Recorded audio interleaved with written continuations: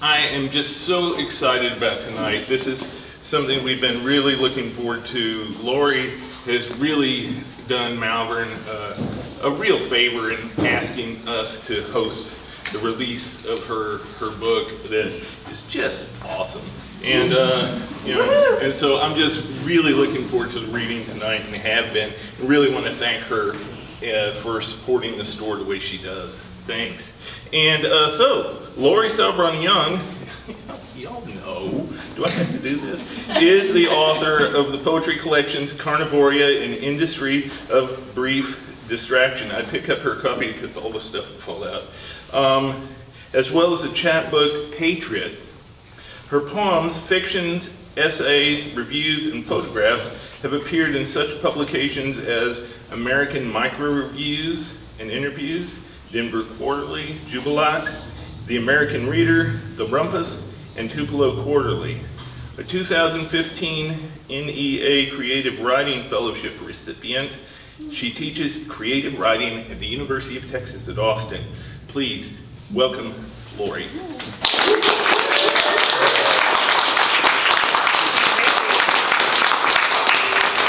Thank you all for coming. I really appreciate it. I feel like it's just a very friendly audience. Wow, I know most of the people.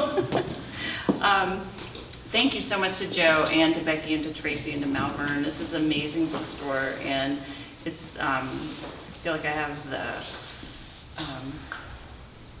experience of living in Austin without Malvern, and Austin with Malvern is really an amazing experience, and it's just nice to have such a resource for the community and for poetry and for readers and writers to come together. So I know I speak for a lot of us when I say thank you, and thank you for your support of local writers too.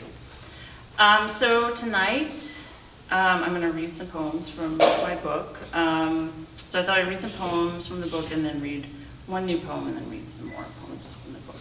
But I always like to know what's going to happen as a member of the audience. How long is this person going to read? How long am I going to be here? So it'll take under 30 minutes. But if it takes over 30 minutes, we can just yell cookie and I'll stop. But I have a little timer there, so okay. What do I need to say? I think I'll just start reading some poems.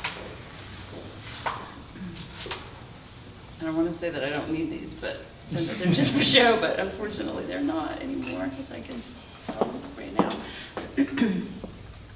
Upon learning of the word everlasting, Chinese elms, they laugh. Auburn cat on the sofa, he smiles too.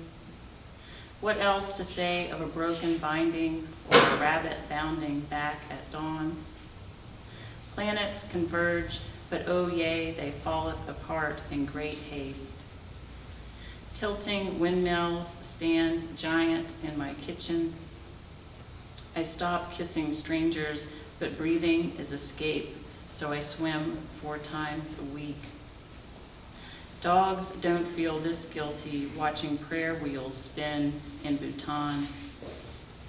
It is inquired how we spend our days, and well, we pass them in their counting. Sister bright, she wakes in a country nearing this, among native plovers faintly heard. A lover asleep, a cat's paw alighting on her arm, a heart somewhere coming closer than it should.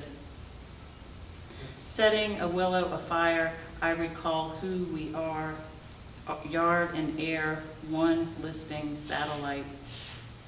An old blonde dog lifted up the steps, and yea, verily, we cannot contain our celebration. There's Laurie Filippelli. I just want to say thank you, especially Laurie Filippelli, who I think was one of the, besides Dean, I think the only person that really read this manuscript while it was getting its legs under it, so thank you.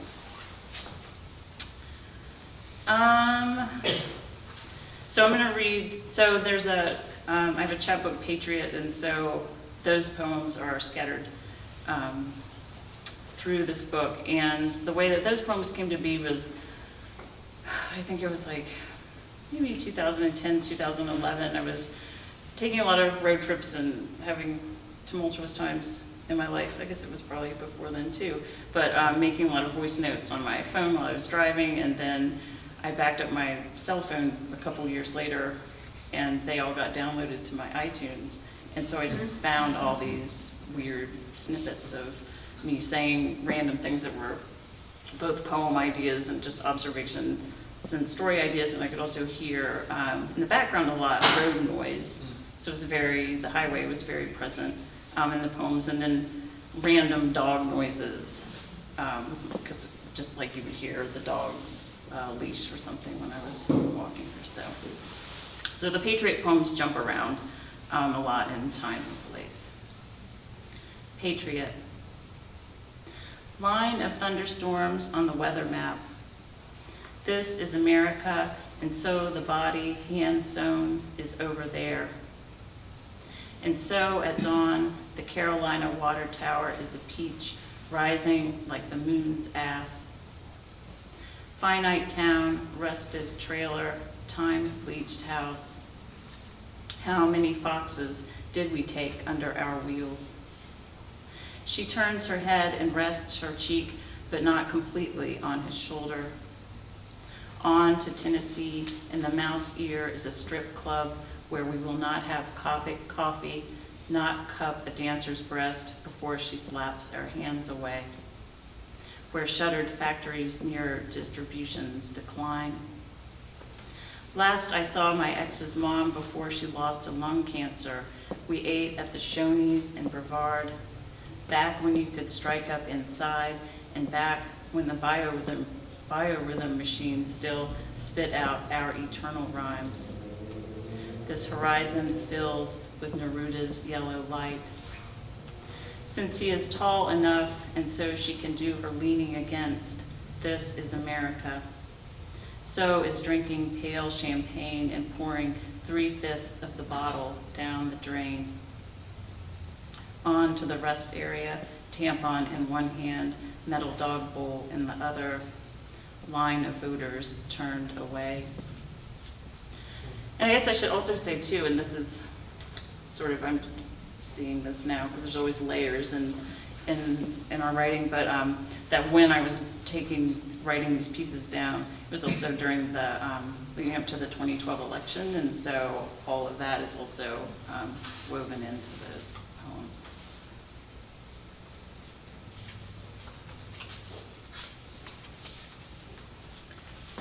Collage of my best intentions.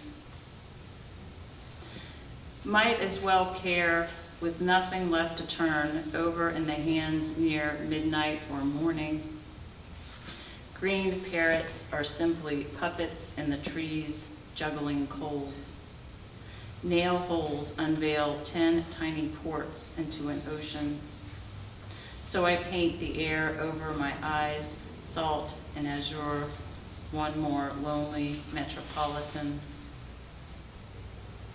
Just as time is a dolphin swimming backward, I am a pair of somersaulting arms minus a body. Culture is a construct, copper running underground, an atomic miracle.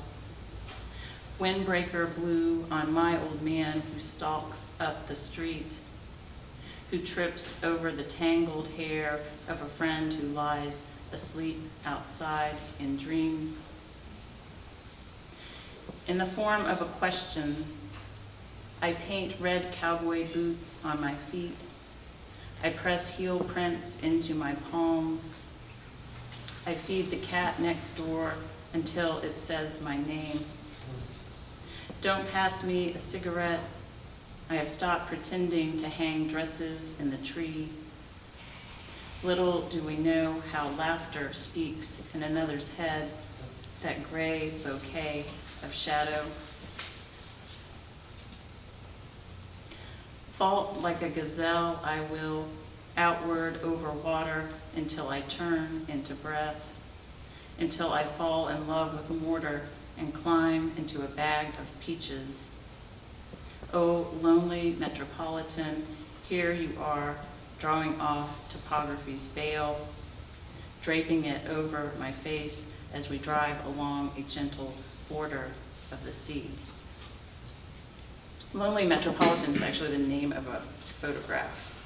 So I think it's like a hand with an eyeball in it, so you can Google it. It's kind of is one of those things that sort of has something to do with the poem, but actually absolutely nothing. But I like the term Lonely Metropolitan. Right? That's nice. Let's see. Nobody's yelling cookie yet, so I guess I still have some time to go. Okay, Patriot. This is America, and alone in a New England parking lot, I look up to 5 fighter planes roaring low in blue sky, and for once everyone spills out of the tire barn and stares up too. On the bed, a torn quilt she saved from an early marriage. On the table, I leave the bittersweet vine, for it would rattle apart by Kentucky. Sitting in the claw-footed tub, morning of her first, why not, though she knew. Forever men taking a break with grease under their nails is America. Is the closed captioned words, you little bitch, on the gym TV, and is the dull line of women on treadmills running steady toward the phrase. Appalachia to the left, he was manic and said he knew all he would ever have were girls. What level of hell to be the great white shark swimming in an aquarium tank in the middle of the Midwest. Just wed, they made their way to a patch of lava, glowing and porous and blackout rocks. Undecided is refusing to know who it is you inhabit.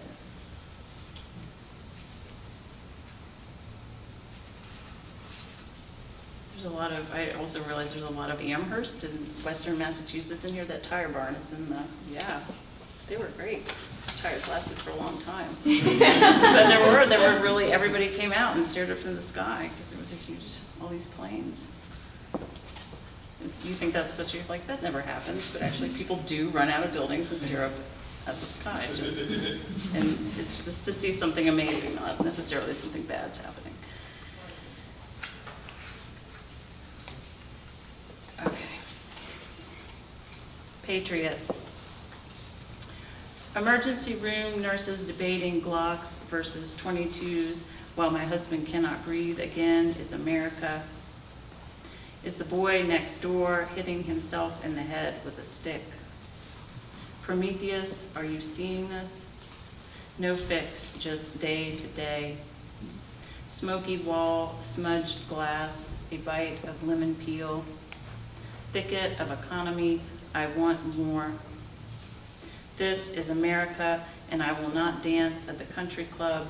I will run into the fields and kiss a farmer who once cut tobacco in the Piedmont heat. Somewhere I am 16, and somehow I am failing my driver's test because I cannot back up for 20 feet in a straight line. Demi-plie toe shoes on a dusty stage. My ex was a cheerleader, and therefore on he remarked to great acclaim. No answers in the clouds never answer because an answer is not the point. Blue woman in the painting, her mind not tacked down.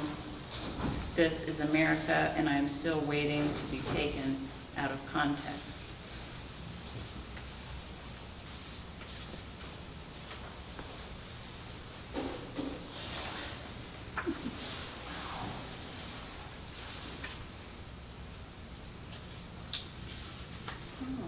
I'll read 2 more and then I'll read the new stuff. Primary industries. Of my great-grandfathers, one spoke Pentecostic, the other Old German. Oh, how I have worked in brick to make of me one further. In the bath, I recite Longfellow's Lost Youth, grass and cloud still visible. Sunlight melts through window glass, but I am ignoring the new world for this.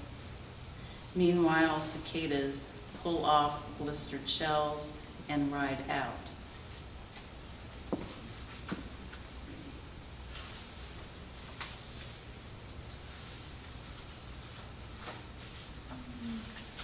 Where'd you go? Okay. Talking into my hat. What could happen if clouds undressed themselves at night instead of knocking on our door, begging, unlace, untie? My dog is blind and most stars as well, so we can get away with anything. With a rust-red hawk perching on the wire, though might it fall apart in my hands. We will become exactly what we'll become, by which I mean a woman carries persimmons to a distant morning market. By which I mean I pull my hat over my face to spend time among any other thought.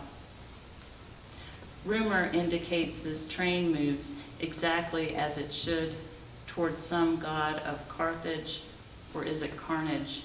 I forget.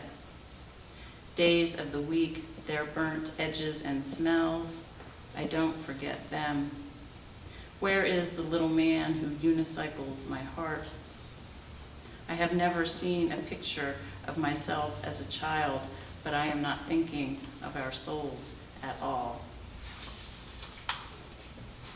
I also want to give a shout out. Martin Cohote is back there. He's a very nice gentleman, and